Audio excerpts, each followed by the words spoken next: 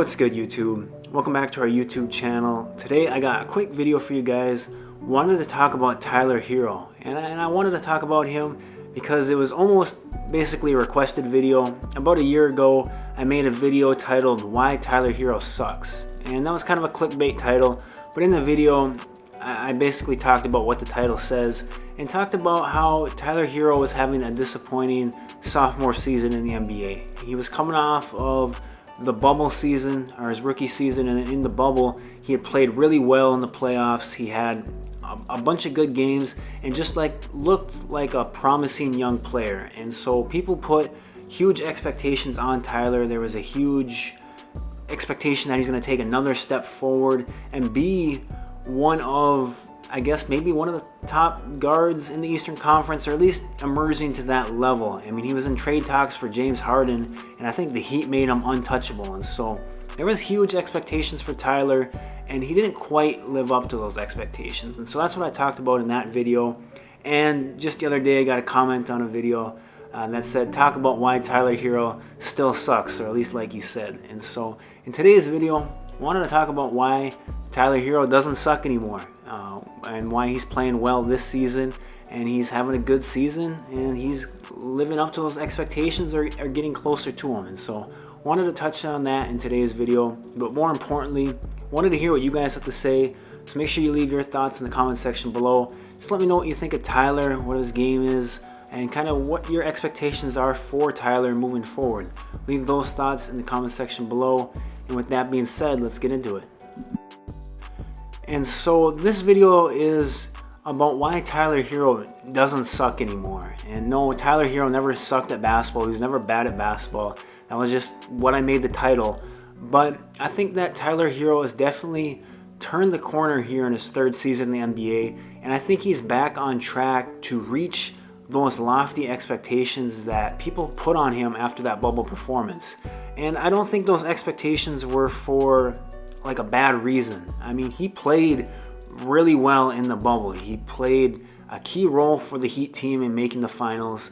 Most of those games in the bubble were playoff games, and in those games he capitalized on his opportunities. I think he had like a 37-point game against the Celtics in the Eastern Conference Finals. In the finals, he was going at LeBron. He was making plays for the Heat and just battling with the Lakers, even though they were a severely undermanned team at that point.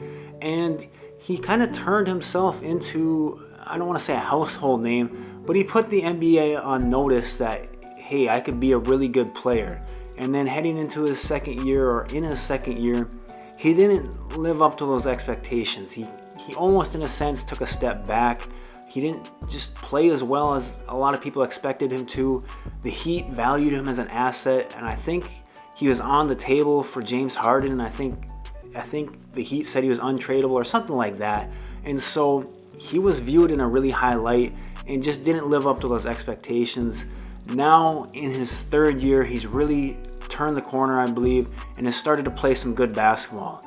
I think the last 3 out of his 4 games have been his best games of the season, and he's coming off a game against the Wizards where he had his best game of the season, where he had 32 points, shot the ball really well from 3, and did a little bit of everything like he does kind of on a daily basis, or a daily or in every game. And so it's good to see him starting to play well here. He's been given a little bit more of an opportunity and a little bigger role in the offense, with some of the key players being out with COVID and other teams having some of their better players out with COVID. And again, he's taking advantage of his opportunity. Like I said, in 3 of the last 4 games, he's put up 26, 29, 32.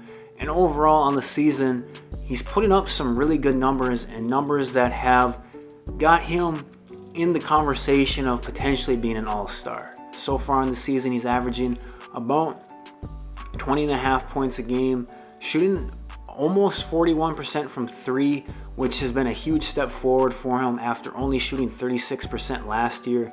And so getting up into the 40s, maybe 41% for the year, that's huge for him. And then he's doing a little bit of everything else for the Heat, averaging about 5 rebounds and trying to become a better playmaker for the team, about 4 assists a game. Now he's averaging 3 assists or 3 turnovers to those 4 assists a game, and so you would like to see that ratio creep up into the 1.5, closer to 2 assist to turnover ratio. But it's good to see him having the ball in his hands more and making plays for others, because he's a great player off the ball, but the better he can get on the ball, I think the more that it helps the Heat and gives them another dynamic playmaker that can take some pressure off of, you know, Jimmy Butler and Kyle Lowry and such. Now, is Tyler going to be an all-star? I'm not really sure. There's a lot of great guards in the NBA, but I think that it's big that he's getting himself in that conversation. At least it's not a shock to a lot of people if he does sneak into the game with COVID and injuries and all that stuff. I wouldn't be shocked, you know, if he doesn't make the original team or whatever, but gets a spot due to someone getting COVID or injuries or whatnot. And so I think it's good that he's back on kind of that all-star track. He can be a borderline all-star type player. Now, is he going to be the type of player who in the last couple games is putting up 26, 29, 32 points? I don't think he's that type of player, but could he get to a point where he's averaging a good 24, 25 points per game? I think he could. And if he keeps up with the improved shooting that he's shown this year and can keep that percentage above 40%, if he continues to become a better playmaker for the Heat and can get to about a point, like I said, where he's averaging about 24, 25, 5 and 5, efficient from the floor, the Heat continue to be, you know, one of the better teams in the Eastern Conference, then I don't see why he couldn't be in that all-star level conversation. But I guess time will tell, and we'll just see, I guess, if he ends up making the all-star game this year, or if he's going to have to wait maybe a couple more years before he makes that, you know, official all-star leap, I guess.